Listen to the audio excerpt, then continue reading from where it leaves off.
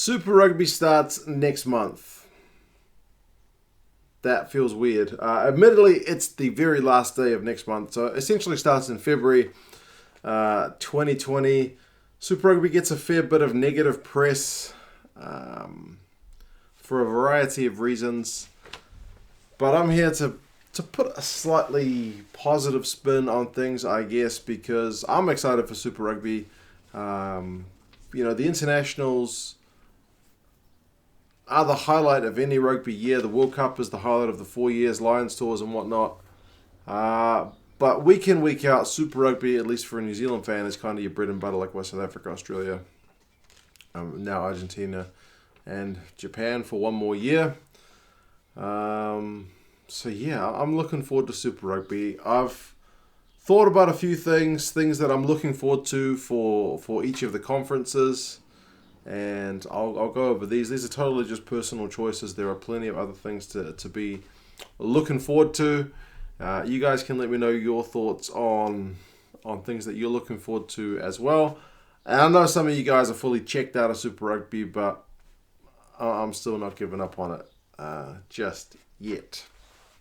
First thing I'm looking forward to for Super Rugby is partially kind of already here. And that's the jerseys. If you haven't noticed, I'm a bit of a fan of rugby jerseys. And there are new ones coming out for 2020. Some teams update their jerseys every year. The New Zealand teams tend to go on a 2-year cycle. So this is a cycle where we get new jerseys for the New Zealand teams. Those jerseys are essentially all out. I think the South African teams are all out. I don't believe I've seen the Jaguares jersey yet for 2020. Their ones are usually pretty spot on.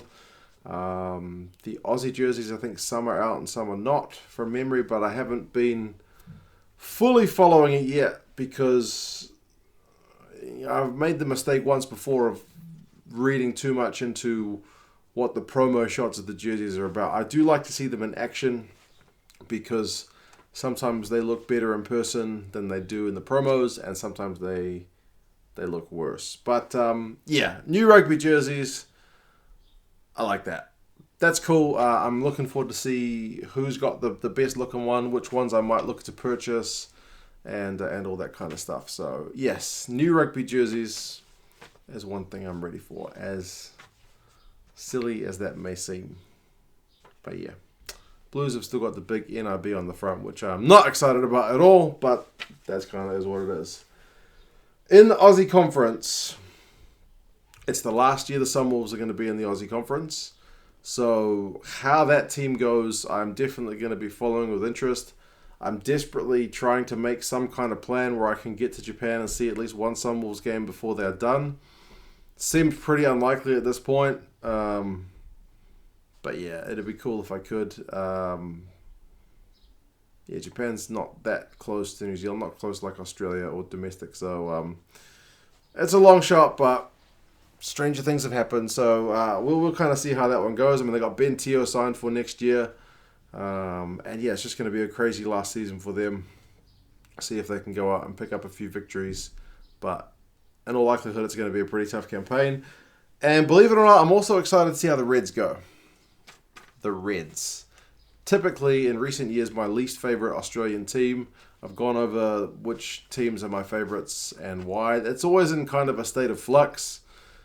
Since the Reds have kind of changed their management and their players, I think the Reds are kind of going up in my stocks maybe, for whatever's that worth. But yeah, it's Brad Thorne's third year. This is the year where he has to start getting things right. I'm looking forward to seeing what he can do. He's been bringing all these young guys through. They've got a fair few Wallabies in that squad. He's brought through some young talent who've kind of excelled to that top level. And they signed Suliasi Vunivalu, who is a gun league player from what I read about him. My dad's more into the league than I am, and I asked him if he's any good, and he said he's pretty bloody good. So I'm looking forward to see how he goes. They got James O'Connor, they got Henry Spate.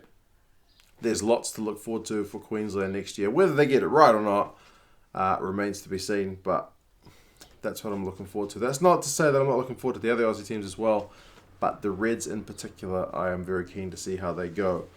For the South African Conference, there's been a bit of an exodus of South African players from the Super Rugby teams. That was kind of always going to happen with the the rule that you can play for the Springboks from abroad.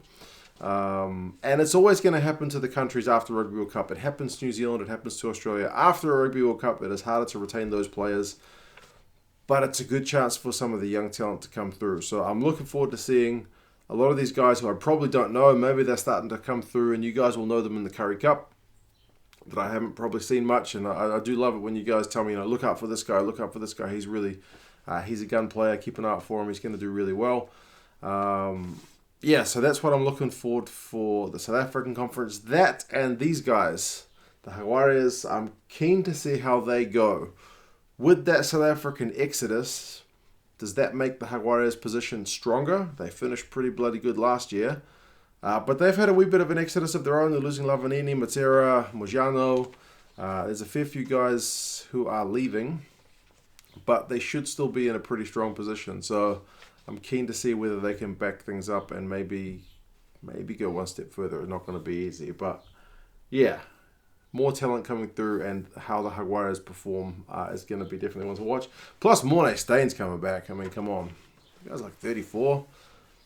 That's going to be one to watch as well. New Zealand Conference, and excuse me, I'm a Blues fan, but the fact that Beauden Barrett's going to play for the Blues, I am dying to see how that goes. I'm still not convinced. I've been a Blues fan too long to get my hopes up about how the Blues are going to go. But our problem for a long time has been we don't have a class 10. And if he ends up playing 10, because we've got a few other guys who are kind of in that position as well, but none of that level, then yeah, that could be an interesting one for the Blues. I'm not kind of putting all my stocks that he is the one man to fix all the Blues problems, but it's certainly a hell of a start. So how Beauden goes at the Blues, plus Joe Marchant's coming over from Harlequin, so a proper England international as well. Happy days in Blues country. Maybe. I'm not quite getting on that it's going to be our year train yet. As I said, been burned too many times. It's not just the Blues. I mean, the Chiefs are getting Warren Gatland. So I'm very keen to see how he goes. He got criticised a fair bit, especially by the New Zealand media, for his tactics and his coaching style, for being kind of negative with Wales. But with the Chiefs, they are traditionally that crazy offloading, fully attack team. He's got the likes of Damian McKenzie playing for them, who is just like the epitome of an attacking focused player. So what Warren Gatland can do with that squad, I am very keen to see. So I think there's plenty to look forward to. Those are just a few things that I noted down that I am looking forward to for Super Rugby next year. Hopefully the crowds are decent, but I'm not holding my breath on that one. Maybe people will be a bit invigorated after the Rugby World Cup. Maybe the South African crowds will be up a bit, but then for sure there's no guarantees there. Hopefully it's competitive and we get some sweet jerseys, some good attacking rugby. It's starting in the end of summer, so we should have some pretty good weather. I mean, it's being played in February, so there should be some dry tracks and some good running rugby early and until we kind of make our way into winter. I am also thinking about going down to Christchurch to watch one game. I'm still not sure. I think that's on in April. The Blues are playing down in Christchurch, and that's probably not a great idea because we're in all likelihood going to go down there and get a hiding. But I've seen the Blues play in Dunedin, in Hamilton, and in I didn't see the Blues play in Wellington, but I saw the Canes play the Bulls in the quarterfinal this year. So haven't been to Christchurch ever, and I've never been to see the Crusaders down there as well. So kind of hard to see the Crusaders down there if you haven't been to Christchurch. But hey, you know what I mean. So yeah, I was looking at some of the Australian conference ones to see if I could do a trip across the ditch, because in terms of the economics, that's fairly cheap.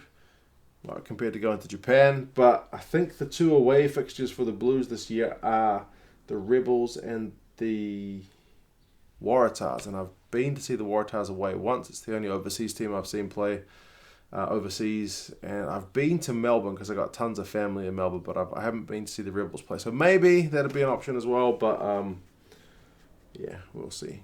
I should probably see New Zealand before I go and see the rest of the world, right? Anyway, you guys let me know your thoughts. What are you excited about for the coming Super Rugby season? Are you excited at all? Are you looking forward to it? It's not that far away. We should still get some of the preseason stuff coming soon enough. Jerseys, I think, are already on sale, so there's plenty of rugby stuff going on. But yeah, that's it from me. Drop us a like if you like that. So there you go. Subscribe if you're not. Help me out. I'm gonna go. Alright guys, cheers, and I'll talk to you again soon. See you later.